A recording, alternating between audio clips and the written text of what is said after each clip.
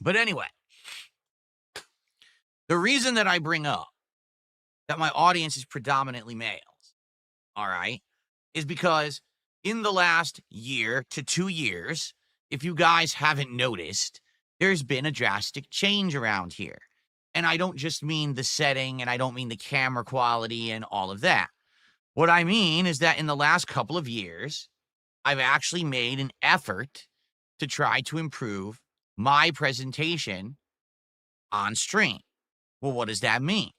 Well, for the longest time, because I had an awful webcam, terrible lighting, and, didn't really care about anything like that, I would literally come to stream looking like a schlub, right? I would come to stream not shaven in like a week, my hair all sticking up in 400 different directions, wearing a gamer t-shirt that you've probably seen 17, 18, 1900 times, right? I just didn't really give a shit. And to be fair, I don't think anyone else gave a shit either, because it was just about the streams and the games. But the thing is, times change. Now, in 2025, a lot has changed.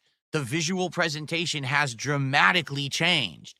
The audio presentation has dramatically changed. Everything looks and sounds better, right? So because of that, I've made lifestyle changes appropriately. As you can see, today I'm wearing a brand new shirt that I bought about a month or two ago to prepare for the hotter weather, right? And people ask me all the time, Phil, where'd you get that shirt? Phil, how are you dressing today? What is it? And it's weird because seriously, no one has ever asked me about this kind of stuff before. So I am launching the DSP clothing show. I'm just kidding. That's a joke. That's a complete joke. I'm not. It's a joke. All right. But in line with that, okay, something that I actually feel may be interesting to a certain audience. I don't think that it would be interesting to everyone.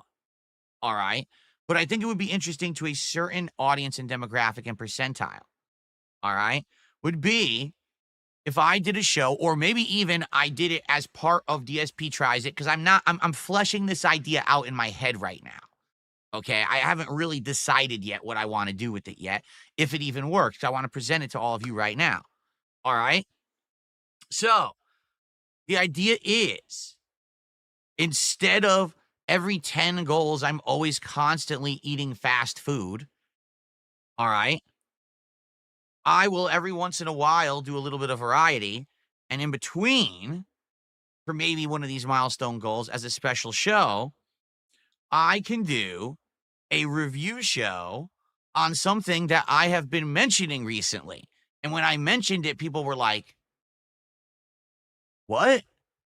Phil, you are doing this?" We never would have thought. We never would have suspected or thought that Phil would be involved in something like this. And no, it's not making drugs in my basement. I swear. Okay? Cops already checked. It's actually something very different. It's something that blew people's minds when I mentioned it. They were like, "Are you kidding? What?" And of course, some idiots make fun of it, but it's something that's very common. It's something that's very commonplace, but it's also something that, quite frankly, I think I might be able to help people out with. All right, my idea is every once in a while to review some cologne. All right. So, for example, today I am wearing this fragrance right now, and I can smell it. All right. And it smells great, by the way. All right. And the reason that I think that this would be an interesting thing to do would be cologne is all over the place. You can buy cologne for, no exaggeration, $100+ a bottle. And you actually, a lot of cases, you don't even know what you're getting. Sure, it'll say, "Oh, it has notes of bergamot and sandalwood." What the fuck does that mean? I'm going to drop a ton of money to get cologne, and I'm not going to know what it smells like, because you're going to drop these weird names that no one, who the fuck smells sandalwood and knows what that is? Right? Now, in addition to the fact that cologne itself is kind of an enigma when it comes to you don't know what it smells like when you're getting it, cologne pricing is all over the place. Okay? Designer cologne costs a ton of money. Like this bottle right here is around 3 ounces. Okay? For a designer cologne, if this was, say, Dolce and Gabbana, or if this were what's another big one? I'm trying to think of all the big names out there for cologne right now.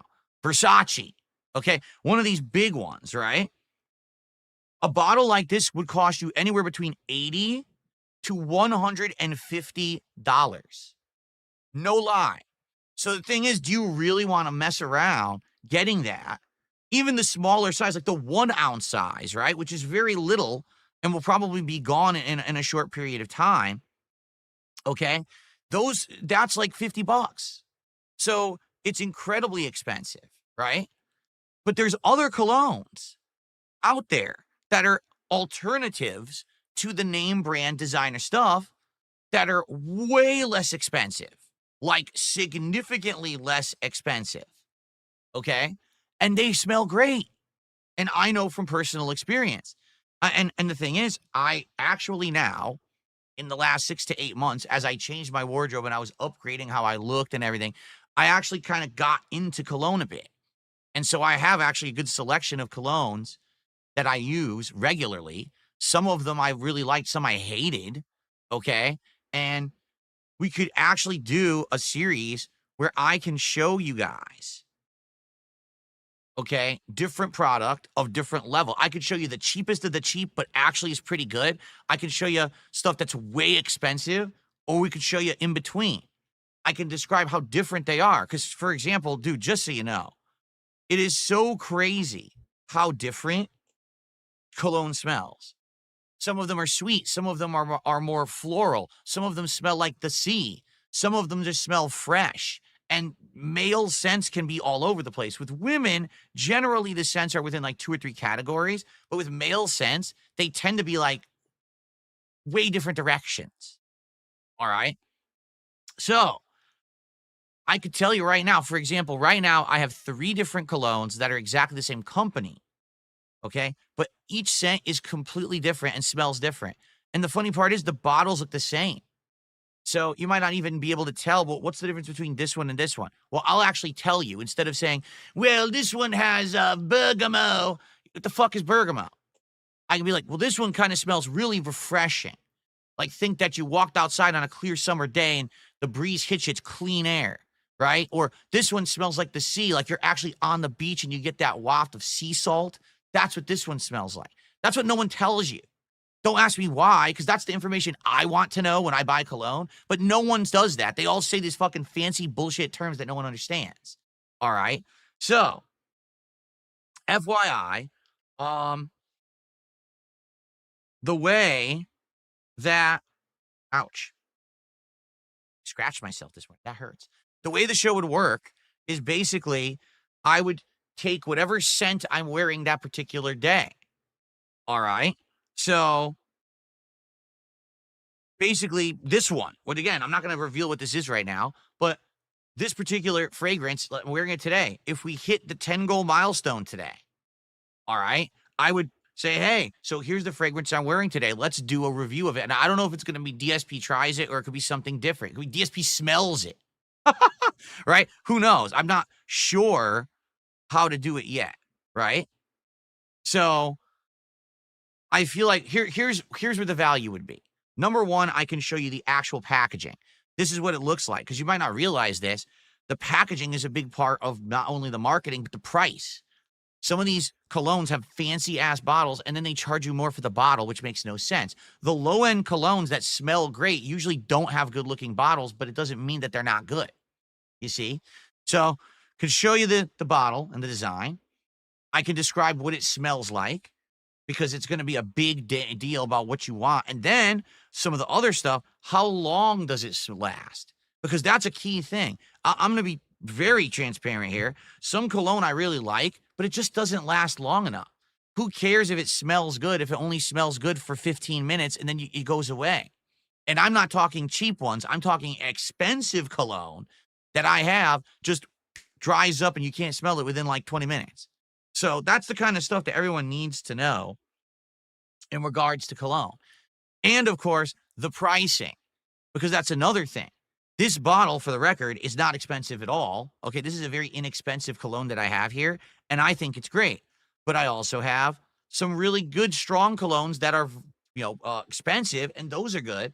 But, and then the thing is also, over time, you could do different things.